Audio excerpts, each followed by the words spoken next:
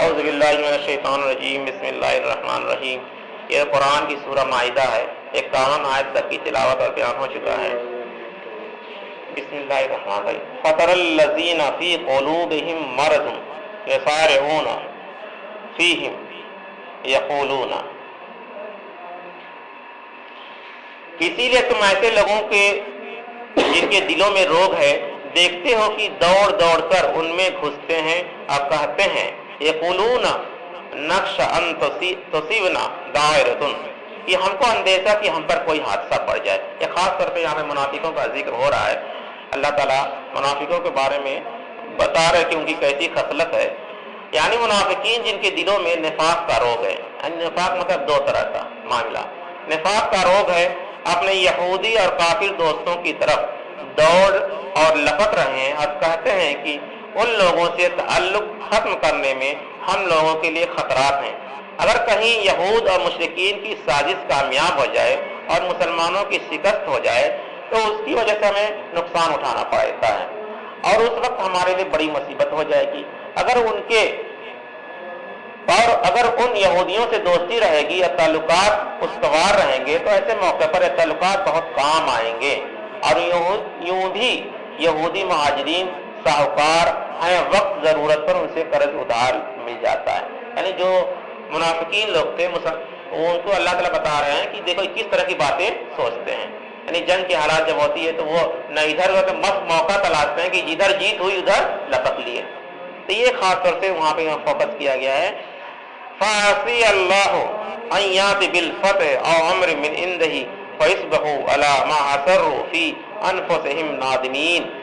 سو قریب ہی امید ہے کہ اللہ تعالیٰ فتح دے دے یا کوئی اور خاص بات اپنی طرف سے کر دے، اس وقت یہ لوگ اپنی پوشیدہ دلی خیالات پر نادم ہوں گے۔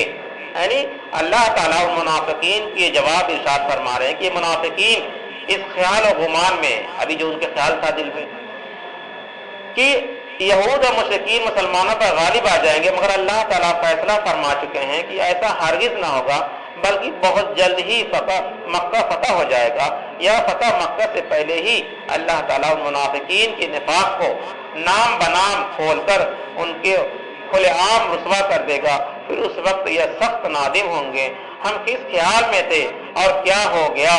ان کو اپنے خیال کے غلط نکل جانے پر بھی ندامت ہوگی، اور نفاق ظاہر ہو جانے سے اپنی رسوائی کی بھی شرمندگی ہوگی اور اس کی بھی ندامت ہوگی۔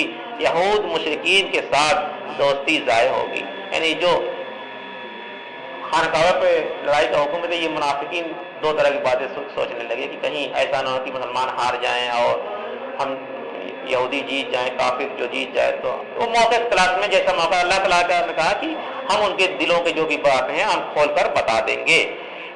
وَيَقُولُ الَّذِينَ آمَنُوا هَؤُلَاءِ الَّذِينَ أَقْسَمُوا بِاللَّهِ جَهْدَ أَيْمَانِهِمْ إِنَّهُمْ لَمَعَكُمْ حَبَطَتْ أَعْمَالُهُمْ فَأَصْبَحُوا خَاسِرِينَ۔ اور ایمان والے تعجب سے کہیں گے کہ ارے یہ کیا وہی لوگ ہیں جو بڑے زور شور سے اللہ کی قسمیں کھایا کرتے تھے اور ہم تمہارے ساتھ ہیں، ان کے اعمال غارت ہوئے اور یہ لوگ گھاٹے میں آ گئے۔ یعنی مسلمان جب اللہ تعالیٰ کے بھید کھول کر دکھا دے گا تو یہ مسلمان سمجھیں گے۔ جیسے ہمارے ہی بیچ میں مسلمان معاشرے میں بہت سے لوگ منافق کا رویہ اختیار کیے ہوئے ہیں، موقع پرستی کا رویہ اختیار کیے ہوئے ہیں اور دو طرح کی باتیں کرتے ہیں، تو وہ اچنبے میں پڑے ہوئے ہیں کیا ایسا بھی ہو جائے۔ یعنی جب منافقین کا نفاق کھل جائے گا اور ان کی دوستی ایمان کے جھوٹے دعووں اور جھوٹی قسمیں کھانے کی حقیقت آیا ہو جائے گی تو مسلمان حیرت اور تعجب میں پڑ جائیں گے کہ دیکھو کیا یہ وہی لوگ ہیں جو اللہ کی قسمیں کھا کھا کر ہم لوگوں سے دوستی کا دعویٰ کیا کرتے تھے، اور آج ان کا حشر یہ ہوا ان کے سب ریاکارانہ اور منافقانہ اعمال ضائع اور برباد ہو گئے۔ چنانچہ سارے واقعات ان آیاتوں کے نازل ہونے کے چند روز کے بعد سب نے اپنی آنکھوں سے دیکھ لیا اور تاریخ نے اپنے سینے میں عبرت کے لیے محفوظ کر لیا۔ یعنی اس کے بعد اللہ تعالیٰ نے ان منافقین کے بارے میں کھل کر سب سے بتا دیا، اور اس میں جو منافقین کا سردار تھا عبداللہ بن ابی، وہ منافقوں کا سردار ہے اور وہ مرتے دم تک ایمان نہیں لائے۔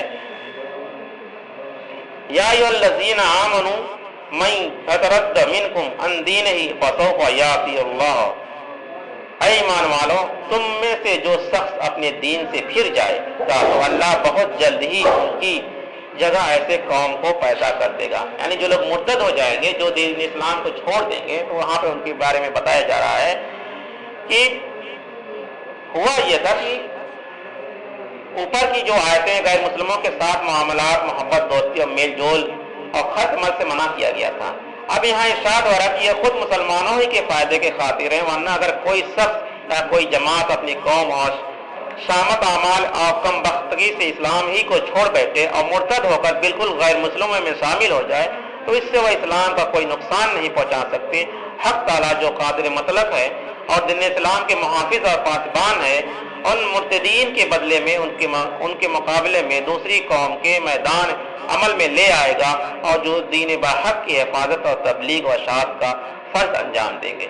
یعنی خاص طور سے یہاں پہ ان لوگوں کے بارے میں بتایا جا رہا ہے جو اسلام کو چھوڑ کر دوسرا مذہب اختیار کر لیتے ہیں، دوسرا رویہ اختیار کر لیتے ہیں، دوسرا کلچر اختیار کر لیتے ہیں، برائے نام مسلمان ہوتے ہیں، ان کو کوئی لینا دینا ہے. تو اللہ تعالیٰ نے کہا کہ ہم ان کی جگہ پہ دوسری قوم کو لائیں گے. اور حال یہ غور فکر کرنے والی آیت ہے کہ ہمارے معاشرے کے اندر اس کی بہت بڑی تعداد مل رہی ہے جو کہنے کو تو مسلمان ہیں مگر ان کے عمل ایک بھی مسلمان والے نہیں ہیں. تو ان کے حصر وہی ہوگا جو اللہ نے بتایا ہے.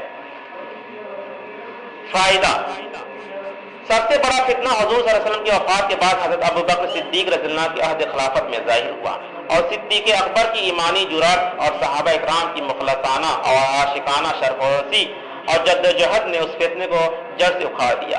یعنی حضور صلی اللہ علیہ وسلم کی وفات کے بعد جب ابوبکر صدیق رضی اللہ خلیفہ بنے تو بہت سے لوگوں نے اپنے دین سے پھر گئے، اپنے دین سے ہٹ گئے. تو وہی کیا واقعہ یہاں پہ ہے کہ اور اس فتنے کو جڑ سے اکھاڑ دیا، جزیر عرب کو متحد کر کے از سر نو اخلاص و ایمان کے راستے پر گامزن کر دیا.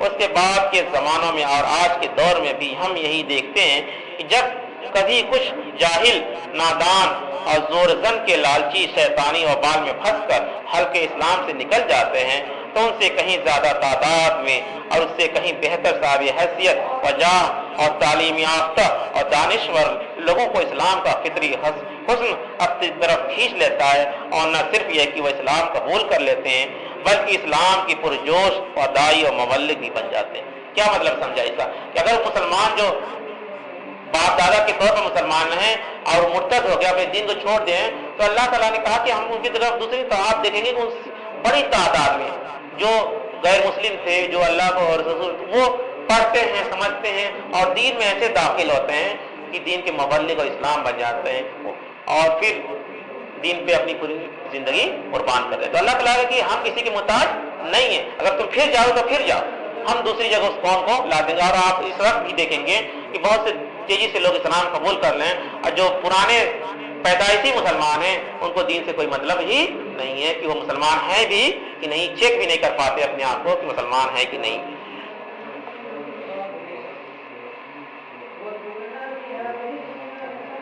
علی المؤمنین عزت علی الکافرین یجاہدون فی سبیل اللہ ولا یخافون لومۃ لائم ذلک فضل اللہ یؤتی من یشاء واللہ واسع علیم. اور جس سے اس کو محبت ہوگی اور ان کو اس سے محبت ہوگی، ایمان والا پر وہ مہربان ہوں گے اور کافروں پر سخت ہوں گے، وہ اللہ کی راہ میں جہاد کریں گے اور کسی ملامت کرنے والے کی ملامت سے نہ ڈریں گے. یعنی یہاں پر ایمان والوں کے بارے میں بتایا جا رہا ہے، مسلم کے یعنی مومن کے بارے میں اللہ تعالیٰ صفت بتا رہے ہیں کہ وہ کیسے ہوں گے جو صحیح شریعت پسند ہوں گے اور اسلام پر قائم رہیں گے.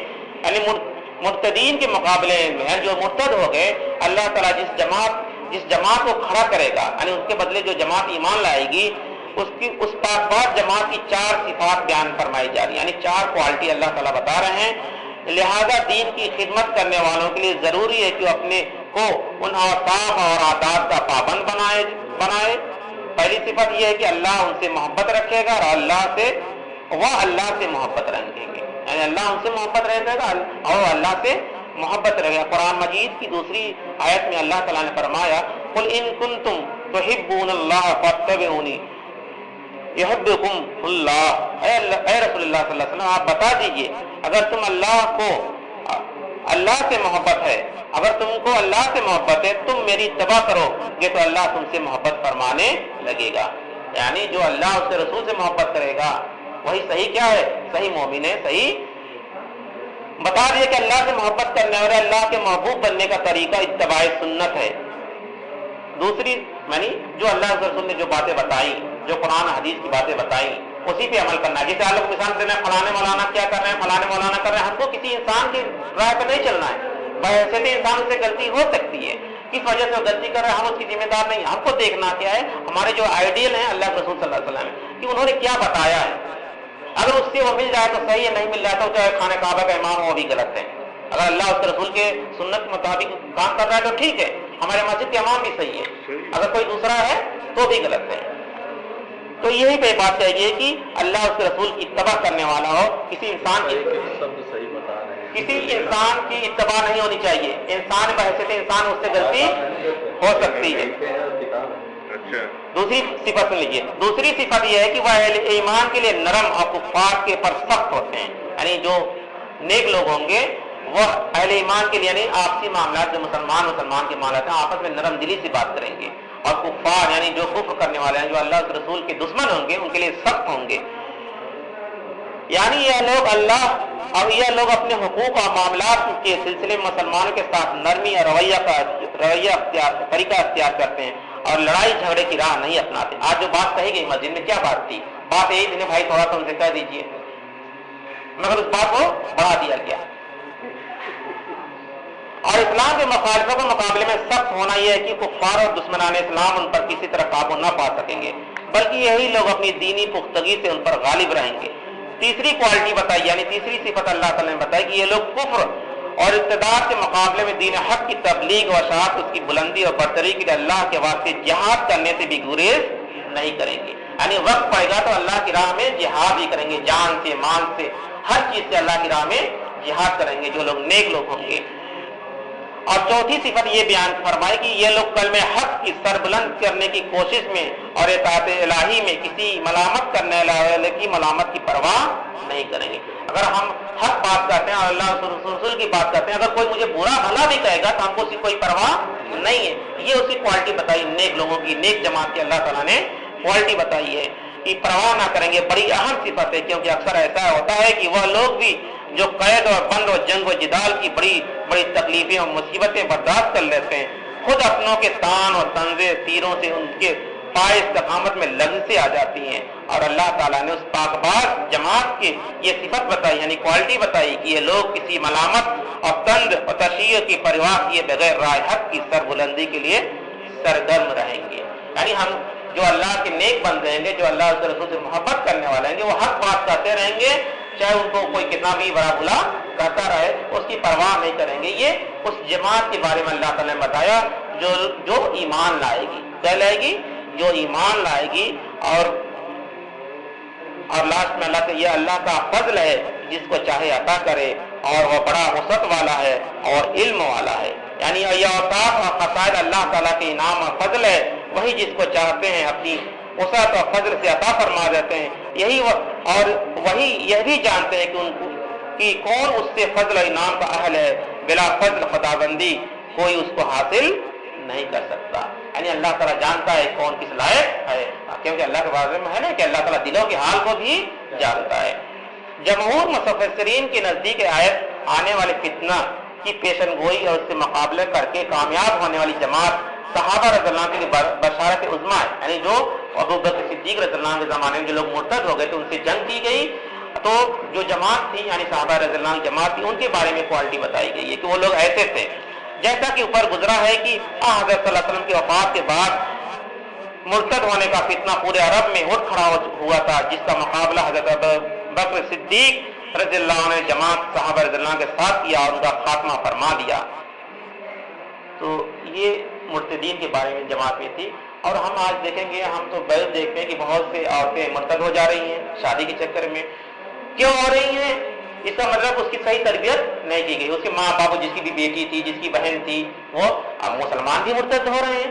ان کو پرواہ ہی نہیں ہے کہ ہم کہاں جا رہے ہیں، کیا ہو رہا ہے، کیا نہیں ہو رہا ہے. اللہ تو اس کی وجہ یہ ہے کہ ہم قرآن کو نہیں پڑھتے. یہ اللہ کا مہینہ ہے. قرآن کیا ہے؟ رمضان کیا ہے؟ اللہ کا مہینہ ہے. اور اس میں قرآن کو ہم چھوڑ بیٹھتے ہیں, صرف لفظ کو پڑھے جاتے ہیں, لفظ کو پڑھے جاتے ہیں. ہمارے مولوی کا بھی وہی کام ہے, ہمارے خطیب کا بھی وہی کام ہے, اور ہمارے تراویح پڑھانے والے کا حال آپ جان ہی رہے ہیں.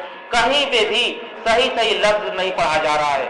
ہو سکتا ہے کہیں ساد و نازل پڑھا جا رہا ہو, مگر اکثریت صرف قرآن پورا کر لے, قرآن سن لو. ابھی قرآن سن کے کیا کر لے گا جب اس کے مقصد یہ رکھتے ہیں کہ قرآن ہم ختم کر ہاں کیا کر لو. قرآن کا ختم کرنا ضروری نہیں ہے, اس سے آپ بے حرمتی نہ کریے, کہ آپ سیکھیے, کم پڑھیے, لیکن ایسا پڑھیے کہ اس رب قدیر کو پسند آئے. اور ہم یہ کریں, ہم 1 گھنٹہ 1.5 گھنٹہ تراویح پڑھتے ہیں, اللہ کی قبول نہیں ہوئی بائی دی وے, تو کیا ہوگا؟ بس سن لو. تو اسے پرہیز کرنا چاہیے اور کوشش کرنا چاہیے. اور دیکھیے جب تک مقتدی یعنی عوام جب تک جاگروک نہیں ہوگی, جب تک جانے نہیں, وہ اپنے عالم سے کہے گی کہ بھائی ہم کو قرآن صحیح سناؤ, ہم 1 گھنٹہ کے بدلے 2 گھنٹہ دیں گے, ہم نماز پڑھیں گے, سکون سے پڑھیں گے, ہم کو پڑھایا جائے. اور قرآن جیسے فرض نماز کی قرات ہوتی ہے, بھائی 2 قرآن پڑھیں گے, کبھی کمی زیادتی مت کریے. جیسے فرض پڑھتے ہو ویسے سنت پڑھیے, ویسے نفل. اچھا دیکھیے, فرض الگ پڑھتے ہیں اور تراویح الگ پڑھتے ہیں. ارے فرض کا خدا کوئی اور ہے, نفل کا خدا کوئی اور ہے, بھائی دونوں خدا ایک ہی ہے نا, کہ دونوں پہ الگ الگ کھانا. ہم آپ سے بات کریں, بھائی نماز کیا ہوتا ہے؟ اللہ سے گفتگو, اللہ سے بات کرنا. ہم آپ سے بات کریں مغرب کے ٹائم بہت اچھے سے بات کریں, اور ایسا نہ آ جائے بات کیے جا رہے ہیں, تو اللہ کو پسند آئے گا؟ نہیں پسند آئے گا. آپ یہ بات چاہے کسی کو بری لگے چاہے اچھی لگے, مگر حق بات کرنی ہے, کیونکہ وعمل الصالحات وتواصوا بالحق وتواصوا بالصبر, نیک عمل کرنا ہے اور حق بات کرنا, چاہے کسی کو بری لگے چاہے اچھی لگے. ہاں باقی وہ قرآن اور شریعت کے مطابق بات ہونی چاہیے. اللہ تعالیٰ سے دعا ہے کہ ہم لوگ قرآن سمجھنے اور پڑھنے کی توفیق عطا فرمائے. اور ایک چیز یہ کہ امام کے پیچھے سورہ فاتحہ پڑھنا بہت ضروری ہے. جو مقتدی سورہ فاتحہ نہیں پڑھتے ان کی نماز ناقص ہے. وہ اختلافی مسئلہ ہے, دعا پڑھ لیجیے, ایک چیز ہے ہمیں ٹھیک ہے, آپ کی بات صحیح ہے. سبحان اللہ وبحمدہ, سبحان اللہ وبحمدہ, نشهد ان لا الہ الا اللہ ونستغفرک ونتوب الیک. سبحان ربک رب العزة عما یصفون وسلام علی المرسلین والحمد للہ رب العالمین. نہ پڑھے تو بھی چلے گا, مذہبی اختلاف ہم کیا کریں گے, نہیں نہ پڑھے تو بھی چلے گا. نہیں, یہ تو آپ نے دوسری چیز